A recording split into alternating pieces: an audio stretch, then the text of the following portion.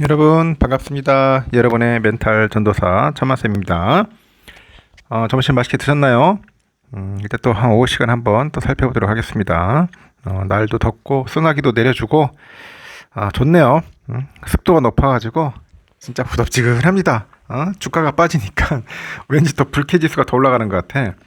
좀 올라가주면 좋을 텐데 상당히 좀 아쉽습니다. 오늘 그 한국은행 금리 발표를 했는데 한국은행이 기준금리를 3.5%로 동결을 했습니다. 3.5% 기준금리 동결, 통화 긴축 기조 유지를 합니다. 한은의 그 금융통화위원회는 오전 9시부터 올 하반기 두 번째 통화정책 방향 회의를 열어가지고 현재 기준금리 3.5%를 조정 없이 동결을 했어요. 동결로 지난해 2월 이후 13차례 연속 3.5% 기준금리 유지인데 작년 1월 13일부터 이날까지 1년 7개월 9일 동안 3.5%가 적용되네요. 이 같은 통화 긴축 기조는 다음 금통위 시점까지 약 1년 9개월간 유지될 거랍니다. 한은이 기준금리 동결을 결정한 건 안한 부동산 그러니까 결국 그냥 동결을 결정한 거는 부동산하고 금융시장 때문에 그런 것 같아요. 집값 계속 오르니까 그런가 봐. 또 한국 부동산에 따르니까 7월 그 서울주택 매매 가격 지수가 6월보다 0.76% 올랐답니다. 2019년 12월 이후 4년 7개월 만에 가장 큰 상승폭이죠. 금융당국의 가계대출 관리 압박에 7월 이후로 은행들이 여러 차례에 걸쳐서 대출금리를 인위적으로 올려왔지만 가계대출 증가세도 쉽게 꺾이지 않아요. 5대 은행의 그 가계대출 잔액은 14일 기준 719조 9,178억 원인데 이달 들어서 보름도 채 지나지 않아서 4조 1,795억 원이 더 불었어요.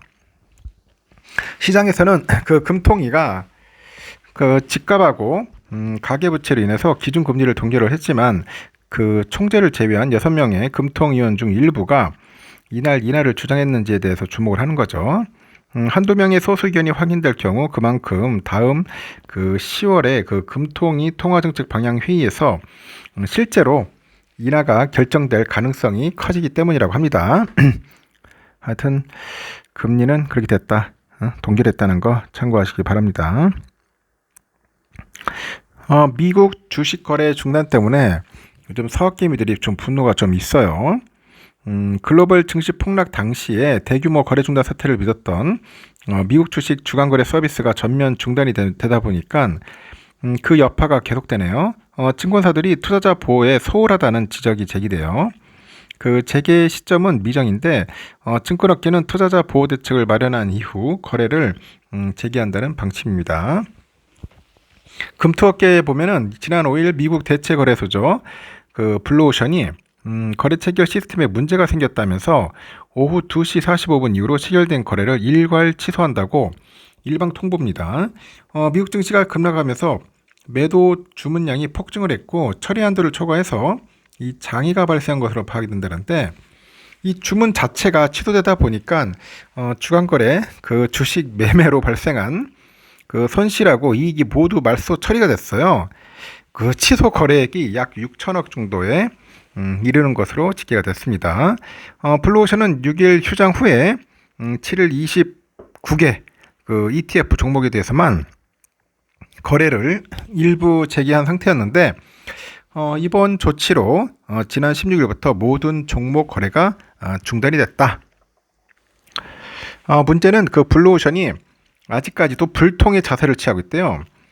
시스템 개선 작업을 위해서 거래를 중단한다고 공지했을 뿐이지만 아직 중단 이유에 대한 자세한 설명조차 전달하지 않았고 29개 ETF 일부 종목만 거래를 열어뒀습니다.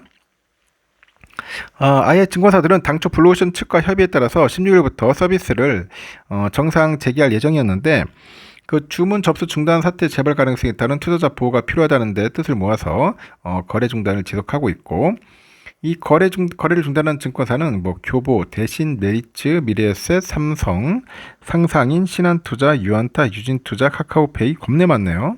하여튼 총 19곳입니다. 금투협회도 시스템 장애 원인에 대한 철저한 조사 재발 방지 대책 수립을 강력히 요구하는 성명서, 이거를 블루오션에 발송을 했죠. 이 블루오션의 시스템 안정이 충분히 검증된 후에는 서비스 재개 여부를 판단할 예정이라고 하는데, 이런 유사한 문제가 재발하지 않도록 거래 시스템 신뢰성 확보를 위해서 좀 노력을 하고 이 투자자 보호를 위해서 검토업계하고 지속적으로 대응하겠다고 강조를 하는 것 같습니다. 그래서 요즘 주간 거래가 제대로 안 된다. 이제 그런 부분들을 여러분들 좀 참고를 하셔야 할 것 같아요. 아주 흥미로운 또 뉴스가 있는데, 이거 금 가격이 장난이 아니야. 금 가격이 연일 사상 최고치를 경신했어. 투자자들의 관심이 금에 집중됩니다. 증권가에서는 당분간 금의 상승세가 이어지지 않겠냐 보는데, 일단은 뉴욕 상품거래소에 보니까 지난 20일 국제 금은 1트로이언스 기준 전 거래일 대비 보니까 9.3달러나 올랐습니다. 2,550.6달러입니다. 최근에 국제 금은 4거래 연속 상승세를 보였는데 2.86% 상승했고, 국제 금값은 지난 12일 전거래일 대비 1.24% 올라서 2,504달러에 거래를 종료했고, 사상 최초로 2,500달러를 넘어섰다. 그래서 올해 들어서 국제 금은 23.1%나 상승을 했네요. 최근 들어서 금값이 상승한 이유는 미국의 그 연방준비제도의 금리 인하 기대감하고 지정학적인 긴장 고조가 겹쳤는데, 대표적인 안전자산인 그 금으로 가는 것 같죠. 그 금은 하여튼 경제 상황이 불안정할 때마다 투자 수요가 몰리는 그런 경향이 있습니다. 그래서 하여튼 금값이 계속 오르고 있다는 거 참고하십시오. 좀 보니까 금 한 돈에 한 48만 원이 넘는 것 같더라고요. 그리고 뭐 금 관련된 ETF도 있어요. 한번 찾아보시면 될 것 같습니다. 일단은 우리 삼성전자는 오늘은 좀 빌빌 거릴 것 같습니다. 본주는 뭐 778에서 왔다 갔다 하고 있네요. 제가 볼 때는 뭐 이렇게 왔다 갔다 하다가 한 7만 8천 원에서 마무리 짓지 않을까, 저는 조심스럽게 예상합니다. 7만 8천 원 정도 여기서 하면 거의 종가로 유지하지 않을까 하는 생각이 들어요. 우선주는 현재 62,100원인데요. 62,100원. 많이 밀리면은 62,000원까지 밀릴 수 있고, 그 62,000원 상단에서 왔다리 갔다리 하면서 질질 끌 것 같습니다. 그래서 우선주가 좀 많이 빠집니다. 많이 빠져가지고 한 1.5% 정도 내외에 빠질 것 같고, 본주는 한 0.5% 정도 내외에 빠질 것 같습니다. 그리고 하이닉스는 현재 18만 9천 원 정도 하네요. 18만 9,300원. 한 1.7% 정도 빠질 것 같습니다. 그래서 오늘은 반도체 섹터가 좀 빌빌거리네요. 생각으로 빌빌거리고 있습니다. 미국은 그래도 좀 잘 버텨줬는데 대한민국이 영 아닙니다.